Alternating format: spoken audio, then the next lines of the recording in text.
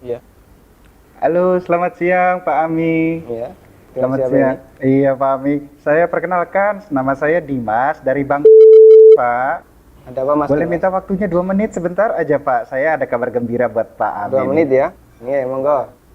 Begini Pak, ceritanya saya ingin menawarkan ada produk kami yang terbaru, Rate Card Platinum kami untuk Bapak. Kebetulan Bapak yang terpilih jadi calon nasabah kami. Cashback, melakukan pencairan dana tunai 30 juta 2 hari Pak pencairannya. Gimana Pak? Bapak tertarik? Apalagi ini belum ada bebasan annual fee tahunannya Baik, Pak. baik. Sebelumnya saya boleh tanya dulu ya? Boleh Pak? Nggak masalah ya? Baik. Mas Dimas Muslim? Saya, iya Pak, betul Pak. Muslim ya, alhamdulillah ya. Kita sama-sama Muslim. Iya Pak. Mas Dimas pernah dengar nggak tentang riba? Iya, pernah dengar maksudnya. dengar ya? Iya, Pernah kebayang bahaya riba nggak? bayar riba, iya tahu Pak. Mungkin pernah dengar hadisnya atau ayat Qur'annya? Pak, Pernah. tapi Pak, Abi bagaimana? Masih tertarik Pak dengan kartu kredit platinum kami Pak? Nanti kita lanjutkan. Saya boleh cerita dulu? Ya, Boleh ya? boleh. Ya. Jadi gini Mas Dimas. Coba Mas Dimas bayangkan kalau ada orang yang berzina sama ibunya. Kira-kira respon masyarakat gimana? Semua orang sepakat jelek ya. Gimana? Maksudnya gimana Pak? Kalau misalnya ada orang yang berzina sama ibunya, semua orang akan menganggap dia melakukan perbuatan yang maksiat. Ya bejat itu Pak. Wah, bejat sekali ya. Bejat Pak. Baik, kita sama-sama sepakat untuk itu. Iya. Begini, Nabi SAW menyebut bahwasanya riba itu ada 73 pintu. Pintu yang paling ringan, kata Nabi SAW, dosa riba itu seperti berzina sama ibunya, Mas. Itu nilai dosa riba yang paling ringan. Coba kalau Anda tadi tawarkan 30 juta, itu berapa nilai ribanya? Ya, tapi kan... Saya lanjutkan boleh? Ya. Ya, kita lanjutkan dulu ya. Iya. Saya sebutkan, ini ada beberapa fase kehidupan manusia. Orang yang makan riba semuanya mendapatkan azab dari Allah. Pertama, ketika di dunia, orang yang makan riba itu ditantang perang oleh Allah. Coba Mas bayangkan. Kata Allah Subhanahu wa taala, ya ayyuhalladzina amanu taqullaha wa dzaru ma baqiya minar riba. Wahai orang yang beriman, bertakwalah kepada Allah dan tinggalkan semua bentuk riba. Fa in lam taf'alu fa'dzanu biharbi minallahi wa rasulih. Kalau kamu masih ngeyel, enggak mau meninggalkan riba, umumkan perang dengan Allah dan Rasulnya. Coba, kalau kita ditantang perang oleh Allah dan Rasulnya, kira-kira ada nggak peluang untuk menang? Nggak ada ya? Ampun Pak. Ini yang pertama.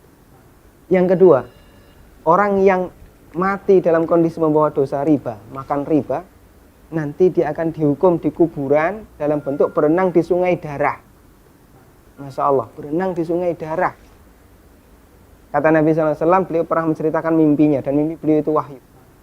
Nabi SAW pernah melihat ada orang yang berenang di sungai darah, kemudian di tepi sungai ada orang yang membawa batu. Setiap orang ini berenang menepi, dilempari batu ke mulutnya, kemudian balik ke tengah.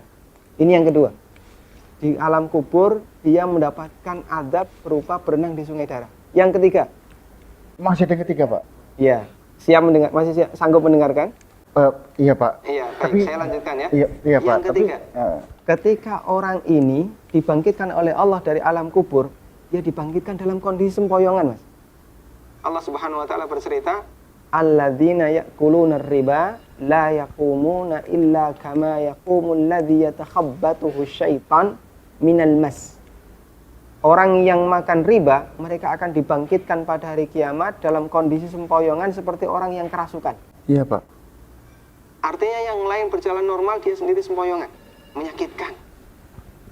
Kemudian yang keempat, tadi sebelum hisab ya, ketika dia dibangkitkan sebelum hisab, dia sudah disiksa. Yang keempat, setelah dihisab, orang yang makan riba itu kan makan harta haram ya. Iya Pak. Makan harta haram, Pak. kita sepakat itu. Kalau kemudian daging kita tumbuh dari sesuatu yang haram, berhak nggak dapat surga?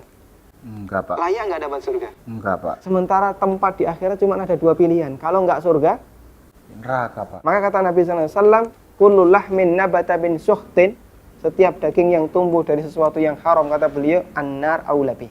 Iya Pak. Neraka lebih layak baginya. Coba Mas Dimas bisa perhatikan, dalam 4 fase kehidupan orang yang makan riba itu semuanya sengsara. Ketika masih hidup di dunia, dia ditantang perang oleh Allah.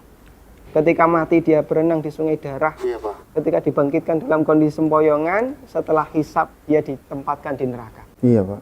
Masya Allah. Masih ada tawaran yang lain? Ampun, Pak. Masih dilanjutkan?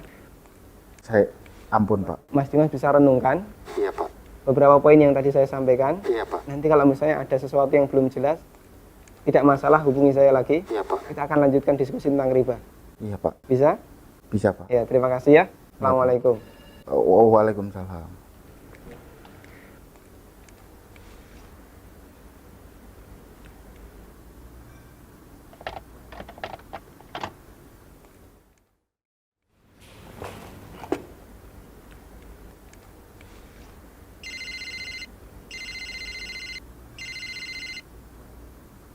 Iya. Halo, assalamualaikum Pak. Waalaikumsalam warahmatullahi. Saya Dimas nih yang tadi, Pak. Iya Mas Dimas. Iya. Gimana nih Mas Dimas? Ada tawaran apa lagi nih? Ada lowongan kerjaan nggak ya, Pak ya?